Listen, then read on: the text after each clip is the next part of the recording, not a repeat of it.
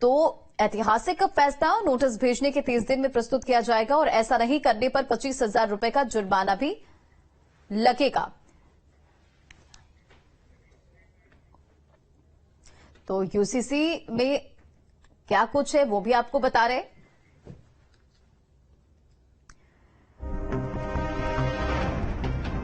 तो बुधवार को उत्तराखंड में इतिहास रच गया। उत्तराखंड यूसीसी बिल पास करने वाला पहला राज्य बन गया। वहीं न्यूज स्ट्रीट के साथ खास बातचीत में सीएम धामी ने कहा कि इससे सभी का भविष्य सुरक्षित रहेगा। सुनिए।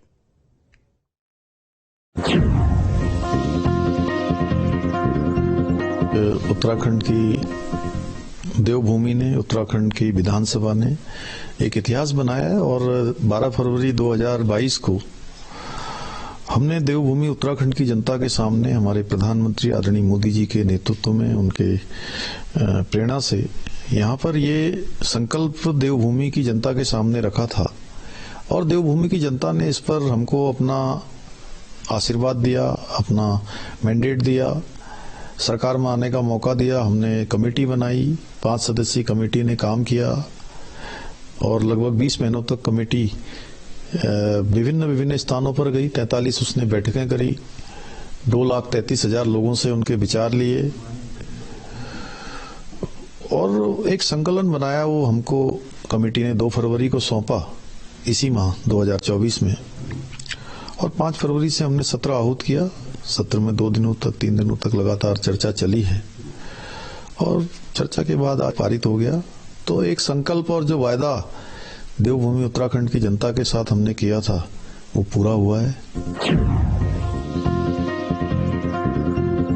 नई देश के अंदर लंबे समय से मांग उठती रही है कि देश के अंदर एक कानून होना चाहिए, सबके लिए समान नागरिक संहिता होनी चाहिए और हमारे प्रधानमंत्री जी के नेतृत्व में लगातार जो बरसों से लंबित काम थे, ये काम बहुत पहले हो जाना चाहिए थे। भारत का संविधान और अनुच्छेद 44 में इसका प्रावधान किया गया है कि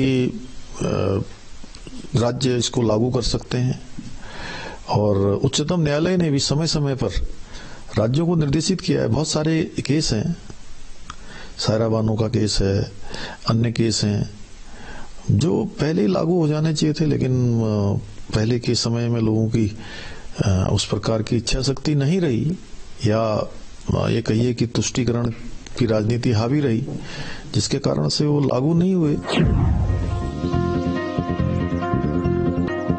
देखिए, समाज में सबको सुरक्षा देने का काम करेगा, मातृशक्ति को, महिलाओं को सुरक्षा देगा, बच्चों के जीवन को सुरक्षित बनाने का, उनके भविष्य को सुरक्षित बनाने का काम, बुजुर्गों को भी इससे सुरक्षा मिलेगी। और ये कानून एक लंबी सोच के बाद बना है, लंबे प्रयासों से बना है और ये कानून आएगा तो इसके निश्चित रूप से रिजल्ट हम सबको दिखाई देंगे अच्छे। और हम अच्छी मंशा के साथ इसको लाए हैं, हमारी नीयत साफ है, मंशा साफ है और समाज का, देश का, प्रदेश का, सबका सशक्तिकरण हो, ये हमारे प्रधानमंत्री जी चाहते हैं। तो हमने अपने प्रदेश में इसको लागू किया है।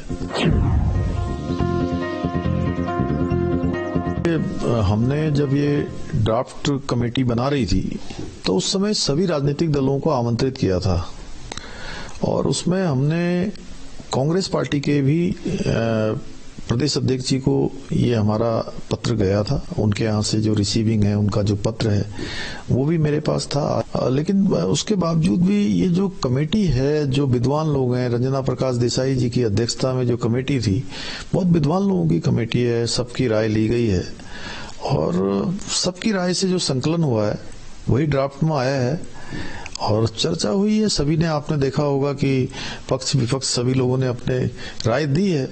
कुल मिला के एक शुरुआत हम करने जा रहे हैं, शुरुआत हुई है।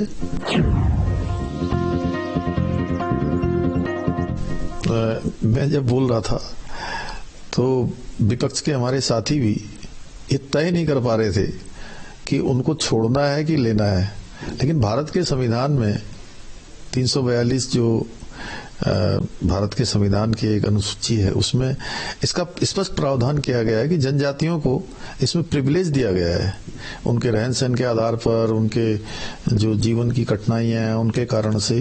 जब भारत के संविधान की भावना के अनुरूप उसमें कमेटी ने काम किया है, वो ड्राफ्ट में आया है। और जो संवाद कार्यक्रम हुए थे जनजातियों के बीच में उत्तराखंड की जनजातियों के लोगों ने कहा कि हमें कोई आपत्ति नहीं है समान नागरिकता संहिता से, लेकिन हमको कुछ समय दे दिया जाए। तो उत्तराखंड के परिप्रेक्ष्य में बनाया गया है और उनका जो पहले से ही भारत के संविधान में जो उनके लिए उल्लेखित चीजें हैं उसी के अनुरूप बनाया गया है। हमारा प्रदेश देखिए एक बड़ा शांत प्रदेश है। ठीक है, राजनीतिक दल अलग अलग होते हैं, लेकिन चूंकि उनको भी सब लोगों को लगता है कि कानून सबकी भलाई के लिए लाया गया है, सबके समानता के लिए लाया गया है। तो बाकी चूंकि